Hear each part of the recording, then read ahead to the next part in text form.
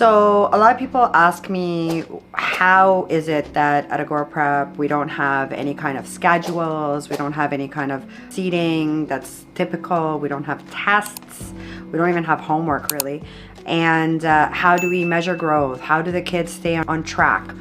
So let me clear up some things. First of all, when schools started, one-room schoolhouses in the 1800s, they started in order to produce a population of farmers, factory workers, and military. And so there was a need for a consistent curriculum, for standardized teaching, and for standardized testing in order to graduate these multiple learning cohorts to go out and work in the field, work in the towns, and such and such. So that's how it started. But then it evolved and things changed. And unfortunately, it didn't evolve that much. So if you look back and look at education in the 1900s, early 1900s, you will find that there are schools, and a lot of them, that quite resemble the same kind of setup. All the desks are set a certain way, all eyes to the front, one teacher, one blackboard. It's astounding. Maybe the blackboard is a smart board, but it's still a blackboard, right? So at the end of the day, we haven't changed. We haven't evolved. We haven't pivoted. Yes, we're bringing in technology in a very limited capacity, but it's this ideology that a schedule is needed in order to produce the same kind of people. So now I decided to start a school with the philosophy of producing different kind of learners, creative geniuses. I believe, and they did an ASTA study on this, I believe that when children are born, they have something called creative genius. It's innate. So creative genius is their ability to think beyond the unimaginable and to test limits that we're jaded, because as adults, we're jaded and tainted with limits, and they're not. So they can come up with the most simplest of solutions to the most complicated of ideas, complicated of problems in our society. And it's all due to their pure or innocent creative genius. We need to use that. That's an untapped asset. You can't access that in a standardized system. If you have a regimented schedule, you are now enforcing this idea of collective intelligence and not allowing individual creative genius to flourish. As such, we do give them, and we have list of expectations. We do have a schedule. They know when they are supposed to be doing learning hubs, which is where they are exploring and expanding their knowledge in their interest areas. They know when it's physical education time. They know when it's lunchtime. But we don't tell them when to eat. That's gonna incite eating disorders. Think of all the children out there who are obese, or the autistic children who don't want to eat because they're not given enough time to move the food aside and put it in color order in order to eat it. They get rushed through the day. So they come home completely hangry because they didn't touch their lunch, they didn't touch their snacks. They're not given enough time to enjoy the food. So we tell our students here, you can eat whenever you're hungry. Whenever your body tells you you're hungry, go get a snack. You can eat while you're working. Hey, you do it, I do it, okay? We all do it. The other thing is going to the washroom. Why are we telling these kids to raise their hand? They're not in prison. Why do they need to raise their hand and ask for permission to go to the washroom? That's a biological function. How do we tell them we respect you as learners, but turn around and treat them like they are, I hate to say it, like I said, prisoners? That's not our foray. That shouldn't be up to us to decide whether they can or cannot go to the washroom. They should go when they want. So really, schedules was an archaic concept. It's still antiquated. Now with the distributed learner model that we have, where they are collectively learning, but they also go off and do some interest-based learning on their own. Next time something breaks in your house, what are you gonna do? Are you gonna call a repairman, or are you gonna go on a YouTube video to see how you fix it? Exactly, YouTube is it. That's the first step you're gonna do. That's how I fix my fridge. My ice maker is broken. That's how I can fix a light goes off in my car. It's YouTube.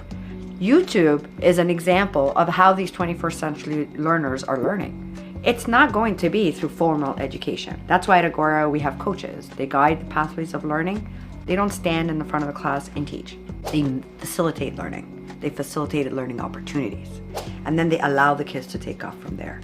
So there's a lot you can do. Also, tests don't test what they're supposed to be testing. They test taking skills. Try saying that 3 times. So tests are a very rote memory, very standardized way of trying to get students to give you a response to show knowledge retention. There are so many other ways. There's 5,000 other ways that you can test for retention. You can get them to do presentations, which they do here a lot. You can get them to write a song, a poem based on what they've learned. You can get them to write a test for a friend. Get them to make up their own quizzes and take each other quizzes. Get them to give surveys, give sermons, they preach speeches. They go up and they talk about what they've learned. All these things help to embed the knowledge, but also gives the teachers or coaches in my school a chance to monitor and see what was learned. So in essence, do you need schedule? No more. No, you don't. You can have flexible times as long as you have a routine. And do you need standardization of any sort, rote memory and tests? No, you don't. There are so many ways that you can assess and be able to evaluate learning in a more dynamic 21st century way. Listen, parents, I get it. You're worried that you're gonna screw up. You're worried that you're gonna make a decision to take your child to an alternative school or to homeschool them the wrong way or to take them to a private school that's not gonna do good by them and that they're gonna struggle in the future.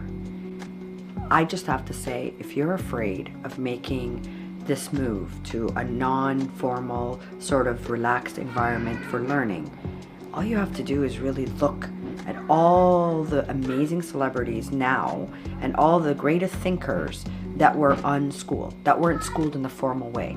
And look how dynamic and how successful they've become. I hate to name drop, but Elon Musk didn't go to a formal school. And people have dropped out of formal schools. That's when they became millionaires and billionaires. So in saying that, I just want to say that you're not doing wrong if you're following your gut. If you know your child is not thriving in public school, in a standardized setting, then you have to do something about it. You are your child's advocate. Not doing anything about it, but being uncomfortable with it, that's going to be your mistake. So follow your gut. Check out different schools. There's forest schools for the forest learners. We've had students here that weren't a good fit. They needed to go to a forest school. They needed to climb trees. That was their natural intelligence. And there's 8 types of intelligences. Natural is being one of them, right? So at the end of the day, I get it. You're scared. I was scared too. I was hugely scared. Like I was afraid right down to my tippy toes when I decided to open the school. And I made that decision for my 3 children. And I remember their dad was always saying to me, are you sure? Are you sure about this? What if we screw them up big time by taking them out of public school? What if they don't get into high school? What if they don't get into university? Listen, I did my research. Even if your child is in an alternative school or homeschooled until they're in grade 12, they can still get into any university they want. All they have to do is write an entrance exam. So don't worry, you're not stunting your child's growth.